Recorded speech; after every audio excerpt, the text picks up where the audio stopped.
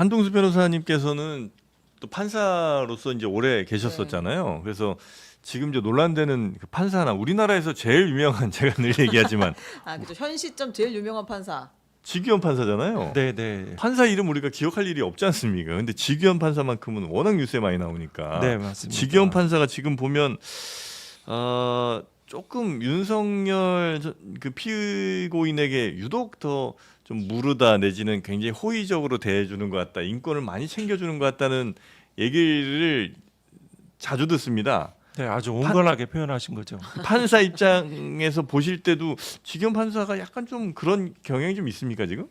네, 애초에 국민들이 기억하시는 건 이제 구속 취소. 네네네. 그죠. 구속 취소를 정말 형사소송법 규정의 문헌과 입법 취지에 반하게 누구도 이해할 수 없는 어느 신문, 지금 검찰 신문도 다시 돌아갔잖아요. 일수 계산으로 네네네. 됐고, 그 다음에 그 체포적부 심사에서 기록이 가 있는 기간도 구속 기간에 산입하는 형사소송법 명문의 규정에 반하는 그거를 실수라고 보기는 어려울 정도의 네네. 아주 중대한 과오인데요. 고의 네. 또는 중대한 과오인데 그렇게 계속 재판을 하잖아요. 그리고 재판도 11월까지 뭐 느슨하게 정말 뭐 사무분당 기간 형사가 3년이라고 치면 뭐 내년이면 끝나니까 내가 선고하지 않은 결심을 한 것처럼 네. 아주 느슨하게 재판을 진행하고 있고, 네, 이번에도 선고하지 않을 결심. 네, 뭐 난 아주 요거까지만 느슨하게 내가 도망가겠다. 그러고 사무분담 뭐 이런 결심이 들었나 싶을 정도로. 그리고 최근에는 3회 불출석했다고 들었어요. 네네. 재판에. 저도 이제 형사 재판하고 이럴 때 피고인 불출석하면 그냥 구인입니까?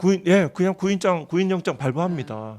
네. 나오라 그래 이렇게. 네, 그래서 네. 경우에 따라서 불구속 피고인 같은 경우에는 그냥 그래요? 구금영장도 그냥 발부를 합니다.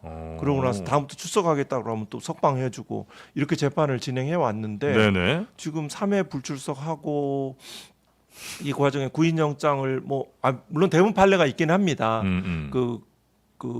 이제 그 교도관에 의한 그 인치 법정에 데려오는 네네. 행위가 뭐 불가능하거나 현재 있고 곤란할 때 무조건 하지 말고 조사를 해야 된다라는 대법원 판례가 2001년도 있는데 네. 그래서 조사하라고 했는데 지금 이미 구치소장은 되게 애매한 답변을 할 거 아니에요. 윤석열 정부 때 선임된 구치소장님 그러면 어떻게 하겠다는 것인지 아주 좀 이해할 수 없는 뭐 기피 사유를 축적해가고 있는 것으로 보입니다. 네. 그러면 이 기피를 유도하는 건 아닐까요 혹시? 빨리 내란 특검이 지금 공소유지를 하고 있으니까 네, 지기현 재판부한테는 못 받겠다 이렇게 얘기해버리면 되잖아요. 그 정말 그 속생각은 뭐 피해자 코스프레도 아니고 정말 그 전까지는 뭐 생각하고 싶지는 않습니다. 제발 기피해다오 이런 건 아니지. 네. 지기현 판사가 그냥 상식적으로 아니면 보통의 다른 판사들이 하는 것과는 좀 다르긴 하군요 현재. 네. 아무리 전 대통령에 대한 뭐 이게 있다 하더라도 네, 기본적으로 이제 법조사애들이 이제 판사들이 보수적이라 하더라도 네. 이건 통상의 재판 진행에서 크게 벗어났다. 그래서 재판 이상해진다, 점점 이상해진다, 그건 재판 맞는 더 이상 거군요. 해서는 안 되겠다라는 생각들은 법원 내부의 네. 사에서도 어느 정도 확산되고 있는 것 법원 같습니다. 내부에서 그러면 어떤 네. 판사가 사회적으로 관심 많은 어떤 재판에 대해서 되게 자꾸 이상한 방향으로 가요. 네. 그럼 법원에서 그래도 야 이건 좀 아니지 않니 이런 걸 해요? 아니면 어쨌든 판사는 독립적으로 판단하기 때문에 뭐라고 아무도 못 합니까? 근데 이제 지기현 판사 같은 경우는 이제 감찰이 현재 그러니까 윤리감사관실에서 이제 뭐 룸사롱이라고도 하고 유흥주점이라고 하는데 이제 감찰이 조사 중이잖아요.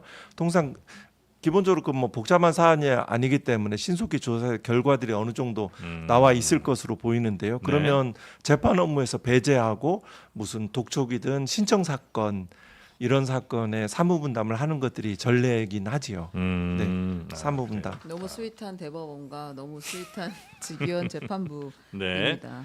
근데 이제 네. 전체적으로 이제 뭐 한 말씀 더 드리면 이제 네. 현재 특검 관련 수사 관련 압수수색 영장이 네네네. 뭐 발부율이 90%를 상회하는데 이해할 수 없는 국민이 납득할 수 없는 그 특검이 이해할 수 없는 압수수색 영장의 연달은 기각 등도 역시 그 조희대 대법원 물론 법원장이 사분담 권한을 가지고 있지만 네. 그 법원장을 이제 조희대 대법원장이 임명한 사람들이어서 그 사무분담과도 좀 이렇게 관련성이 있지 않을까 이런 생각은 해봅니다. 네. 윤석열 전 대통령은 오늘 서울중앙지법에서 열린 내란 재판의 모습을 드러내지 않았습니다. 형사 재판에는 피고인 출석 의무가 있지만 지난 10일 재구속된 뒤 3차례 연속 건강상 이유로 불출석한 겁니다. 앞서 지난 18일 석방 문제가 걸린 구속 적부심 신문에는 80분이나 일찍 법원에 도착한 것과는 대조적입니다.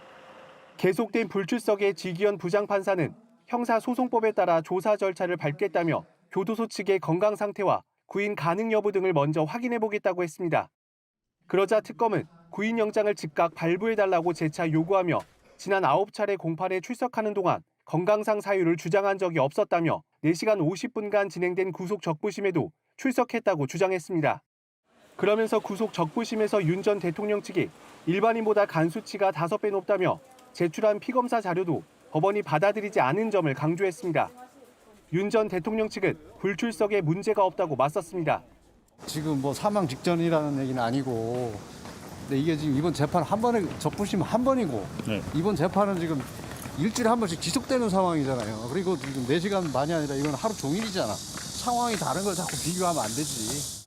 그러면서 오늘도 윤 전 대통령 측은 특검법 자체도 구속영장 발부마저도 모두 위헌이라는 주장을 펼쳤습니다. JTBC 김태형입니다.